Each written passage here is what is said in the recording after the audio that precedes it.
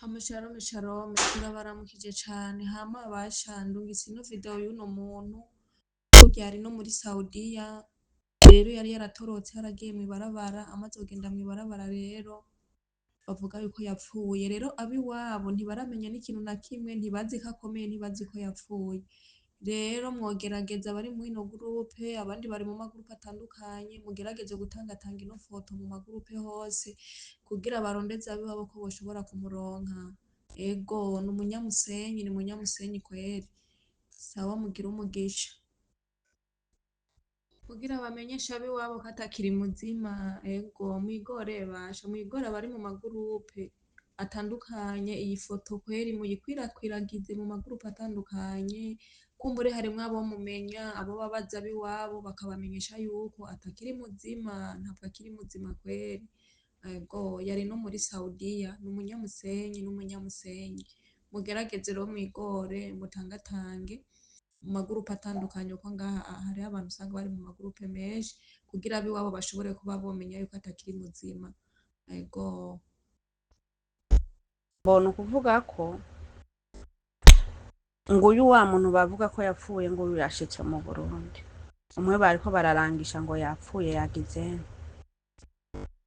rero turakwiye kuza tumanza tukabaza tugasiguza tukamenya ati iki kintu n'ukuri ntibaze bakubeshe ngo umuntu yanditswe ko ripu ngo yapfuye je ndamaze kwandika ko ripu n'abantu batari bake ariko ndiho ndamaze kuba ngwaye bikanka ko ntora telefone igihe kinini bakavuga ko napfuye sivyo rero naje kubibona ku bantu benshi cyane tujya twirinda kumva amajambo y'abana b'abantu ngo naka yapfuye tutabonye ati ngiki kiziga ngiki bacerekanye kuko aha ni mw'isi abana b'abantu bakora nk'abantu kandi twebwe turi mu mahanga bakubuze n'umunsi umwe imisi ibiri ku murongo batekereza ko wapfuye koko rero muze murihangana pe muze murihangana namba bakubarira naka yapfuye itonde ushishoze urabe kubona ico kiziga kuko nimbwira apfa ntiburashebuja n'ukuri nimbwira apfa ntiburashebuja namba apfuye ategereza gusa kwerekanwa n'ikiziga bakakibona ati uyu yakuwe mu mubiri ariko ntibigera bavuga ngo yapfuye uko nyene kw'ifoto ntiberekana ikiziga nubwo turi mu mahanga ego nibyo ntidushobora gutahanwa bamwe iyo dupfuye ariko ikiziga bene co barakibona rero muze murihangana pe muze murihangana cane kandi ni vyiza cane naguma ndabamenyeshe ko uwo muntu muko murapubliya canke muko murabona ivideo yiwe iriko irasamakara ngo yapfuye ngo yapfiriye muri Saudiya ngo yaratorotse ngo none ngo bamenyeshe abiwabo n'ukuri n'ububeshi uwo mukobwa ariho uwo mumama na kopito ariho yitwa Fara kandi yaritahiye i Burundi n'amafoto yiwe yuko atashe bagiye kumutegera ngoma ndayabereke yibereye i Burundi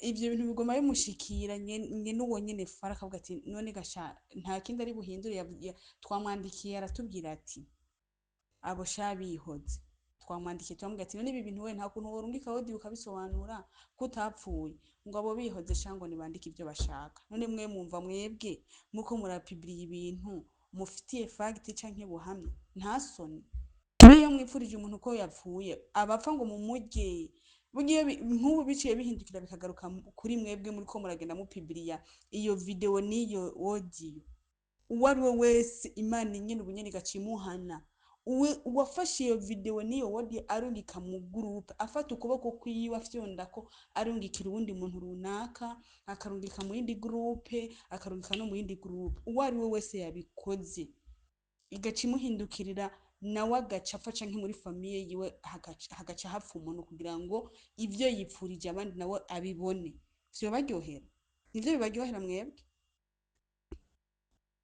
kandi abako barabikora n'abagore bari no Saudiya kandi atarabazima ko nta muntu muzima umuntu umugore muzima canke umuntu muzima yofata video na audio agapibliya akarungika muri groupe yi akarungika no mu yindi atazi neza ko ivyo bintu ari biri seriye abifitiye buhamya akomeye mu mutwe.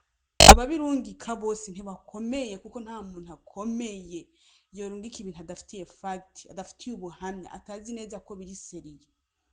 Motive ngo mwoba rero muriko muramusapotinga, murasapotinga ntimushireko na nimero za mwebwe kugira ngo mubimenyeshe ko koko yapfuye. Inimero mushireko ati rero yapfuye, nimero murondera kugira mumenye ikiziga, ko mutarungika n'ikiziga. Nta mayiti. Ntagire umuntu asubira gupibira iyo foto. Ntagire umuntu asubira gupibira iyo video n'iyo audio. Uwo mugore ariho, ari muzima, ari Burundi. Aritahiye, ari mu bana be. Mukome kabisa. Muzoba mukoze rero mwihangane. Mureke kurungika izo audio n'iyo video. Nimba koko muzi neza ko muri abantu musenga kandi namwe mufite ubuzima, mufite inyama n'amaraso, ejo mushobora gupfa canke famille igapfa mugapfisha, mureke kwipfuriza uwundi muntu urupfu. Muzoba mukoze. Bibiliya iravuga ngo ico witifuza ko bakugirira nawe ntukigirira abandi. So mureke rero kubikora, muzoba mukoze. Je ndiko ndukiye audio ndi umunyamusenyi, uwo mu mama ndamuzi neza, yibereye mu mahoro kandi yaritahiye nta kibazo na kimwe afite. Rero mukawuke ibyo bintu bigarukira aha, nimusubire kurungika ama audio ngo yapfuye. Nimba muzi neza kuri muri siri nyene ko yapfuye, muturungikire video y'amayiti naho bamuhambye, nimba bataramuhamba kugira ngo dutoze amahera tuze kumutora kuko n'uwi wacu tugende kumuhambisha. Ari kibazo none muze mujyane muduhe ibintu bifite fact. Nimba yapfuye okay, nta kibazo, Imana mwakire. Okay, muraduha rero fact, muduhe na nimero kugira ngo tubikurikirane kugira ngo turabe nimba tumutahana, nimba tuzamuhamba Saudiya tubimenye. Mbe ari mu yihe quartier, aramaje henga ha Saudiya. Bamureke ivyo bintu basha, si byiza. Nimwe muri ibintu bizima mu Bibiliya, mureke kuza mu Bibiliya bitafitiye akamaro umuntu. Ivyo nk'ivyo abanyamusenyi canke abanyabubanza canke abantu bose b'Iburundi bari no Saudiya naco biriko biratumarira, kuko muko mu Bibiliya ibintu bitabaho. None ubundi ho muri ko mu Bibiliya umuntu yapfuye, muri ko mu Bibiliya ngo bigende gute? Ari muzima ntimubikora, muri mubiki ntimubisubire, muzoba mukoze. Jewe ni igisabo ndabisabiye uwo mu mama ariho, n'ubu turavugana. Ufite amakenga, nje nta nimero ya telefone ntanze, ntibikenewe. Ivyo ibisobanuro ndasobanuye. Uwunkeneye kumbaza ubwo busobanuro, numva nsobanuye, ntibikenewe. Jewe nari gushirako inimero mbonye bidakenewe. Sawa. Bari bapfa kubona akantu biririri boro turakose muri groupe, umva nta refreshire abifitiye, nta recherche yabigiriye ibintu turaba ibintu uko byo bari byo canke ari ibintu vy'amanyanga. Ivyo bintu nanje yamaze kubibona kenshi, ramaze kubibona ari byo bazana n'ibyo n'ibindi vyinshi usanga atari byo vraiment. Baze babanza iyo bumvise ikintu babanza kugira recherche, barabe timbe iki kintu co bari cyo canke sico. Ukuntu ejo banteye amajambo nyene ngo uratwishe ngo uvuga ngo urazi gutandukanya ngo umuntu yapfuye n'ubutapfuye. Bandungikira amafoto shango zoratubwira mwaba ngo abakiriho n'abapfuye.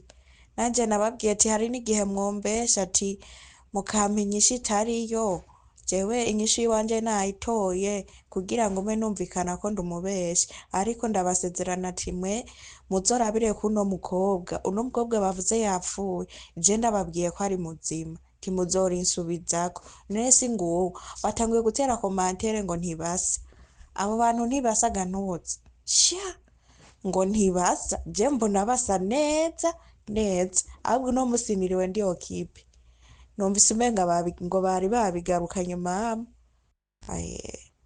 Abo bantu barasa ibintu byo kwivugisha ngo abantu ega ifoto zirakogwa mugabo abo bantu barasa. Ahubwo uwo muntu yamufotoye ifoto ndende ntiyayibonesheje wayamufoto yari nka kure, ntiyayikwega ngo imwegeye batangure gukomanta ngo ntibasa. No musi naenda bafise reka ibyo nukuri narabuze umuntu abankurako. ndabona n'umuntu ndungikira audio ati je nkuraho bano bantu mu ntandukanize ati umuntu yapfuye n'ubu ukiri muzima ifoto n'ubwo iyo bamufotoye akiri muzima ati ntihinduka. Ariko uno munsi nari ndabafise tubari ku murongo ejo bari baryamye abo nobibaza noce ndabarungikira ama audio tiktak uko nyene nyatari babahimbye ishori mena kweri urushiramo kasoro kajya nyoko aha ntibazi ko kuremeka ikintu kari ishaha kiremeka kigakura kigakwira impinga n'impinga yewe yewe yewe yewe yewe ndahomewe umuntu abibeshuze Imana imuhezagire kweri ubu nzobatoma niboneye abo ntaho bataniye n'abarozi ntaho bataniye n'abagesera kubika umuntu ngo yafuye kandi ariho utamubonye n'ikiziga utamubonye naho yafiriye mugabo ukavyemeza neza neza mu kirundi yewe yewe yewe yewe nzobatoma niboneye basha nzobatoma niboneye kweri yewe umuntu baramwandira bakamwandiraza bakamwandika ko hejuru ibintu mana we abantu n'amashetani amashetani ngari kuzimu kamama wanjye amashetani yarigendera